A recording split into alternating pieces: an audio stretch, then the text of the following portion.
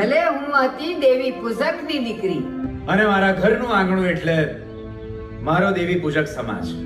Sir, આ મલુમાળી કોણ હતા? ચલો તમને બધાને જણાવું કે મલુમાળી કોણ હતા. તો આ છે મલુમાળી કે જેમનું બોર્ન યર છે 24 જાન્યુઆરી 1940 અને એમનું ડેથ યર છે 1 જૂન 2024.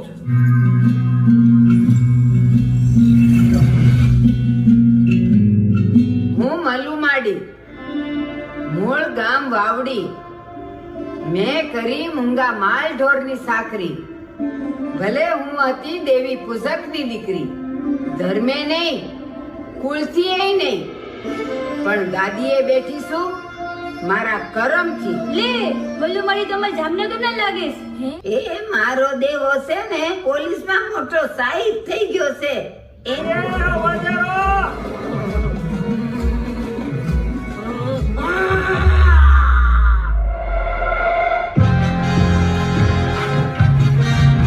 એ માડી તમારો દેવલો આવ્યો.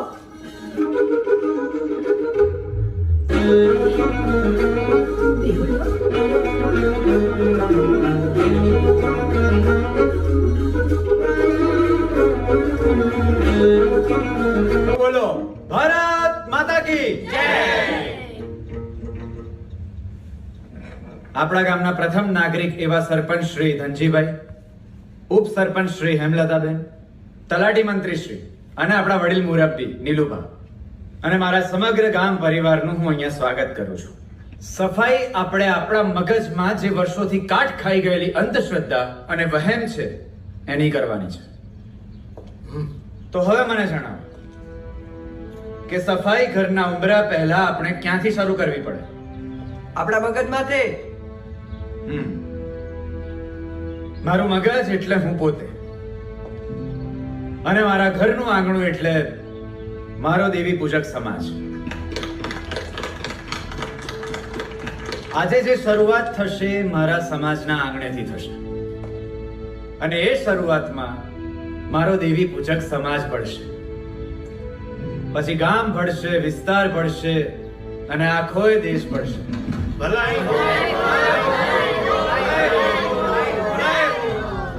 દેવી પૂજક વાસમાંથી પ્રગટેલી આ જ્યોત એક દિવસ સમગ્ર દેશમાં ઝળહળશે,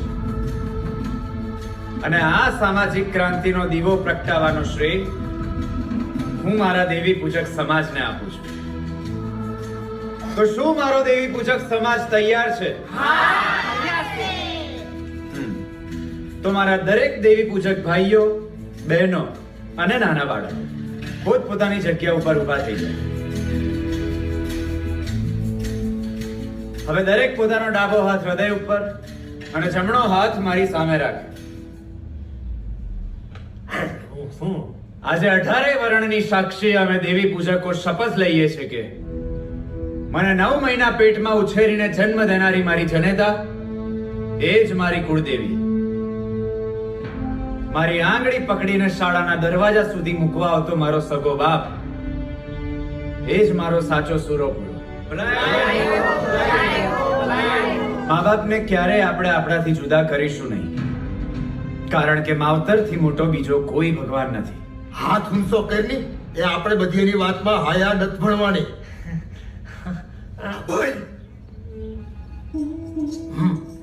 સાહેબ,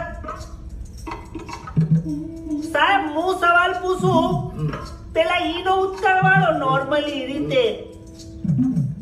માવતર આપણા ભગવાન છે એ વાત સાચી, તો જેને આપણે નૈવેદ્ય અને ભોગ ચડાવીએ છીએ એ આપણો કોણ છે?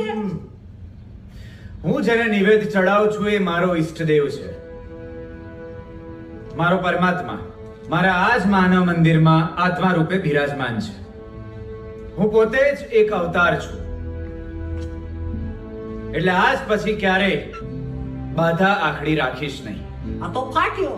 કાંડે દોરા બાંધીશ નહીં, ગળામાં માંદરડી ટાંગીશ નહીં, અને પશુઓની હું ક્યારેય બલિ નહીં ચડાવું, અને મારા દીકરાને ભૂવો નહીં પણ આ દેશનો ઘડવૈયો બનાવીશ. આજ પછી આ દેવી પૂજક વાસમાં ક્યારેય નહીં થાય દાખલા. નહીં થાય નવરંગા માંડવા. અરે બાપુ આવું કહેશે ધૂણવું એક માનસિક રોગ છે અને આવા માનસિક રોગીઓને હું ક્યારેય પગે લાગીશ નહીં અને મારા આંગણે એમને આવકારો આપીશ નહીં.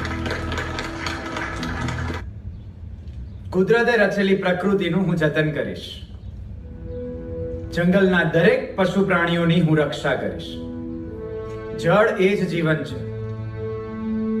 મારા નેવાનું પાણી હું મારા જ ફળિયામાં ઉતારીશ. એક વૃક્ષ મારી માતાના નામે અને એક વૃક્ષ મારા પિતાના નામે ઉછેરીને હું આ ધરતી માતાનું ઋણ અદા કરીશ. બરોબર છે, બરોબર છે. પેટે પાટા બાંધીને કાળી મજૂરી કરીશ. દીકરો હશે કે દીકરી, બંનેને ભણાવીશ. મારા આંગણાને સ્વચ્છ રાખીશ. પછી ભલે ને હોય મારા ઝૂંપડું, પણ એ ઝૂંપડાને સ્વર્ગથી પણ સુંદર બનાવીશ. શિક્ષણ એ ત્રીજી આંખ છે. હું મારા બાળકને ભિખારી નહીં પણ એક મોટો અધિકારી બનાવીશ. સાહેબ, એક જ સમસ્યા માટે હું કેમ નહીં, મારો સમાજ કેમ નહીં, અને આ ગામમાં વસતા બધા સમાજ કેમ નહીં? ખાલી ગામને નહીં પણ પૂરા દેશને વિચારોની ક્રાંતિથી ઘડનારો સપોર્ટ આજ અમારા વાવડીના દેવી પૂજક વાસમાં અવતર્યો, એનું ગામને ગૌરવ છે. ધન છે સાહેબ તમારી રાષ્ટ્ર ભાવનાને, ધન છે તમારી રાષ્ટ્ર ભક્તિને. ભારત માતા કી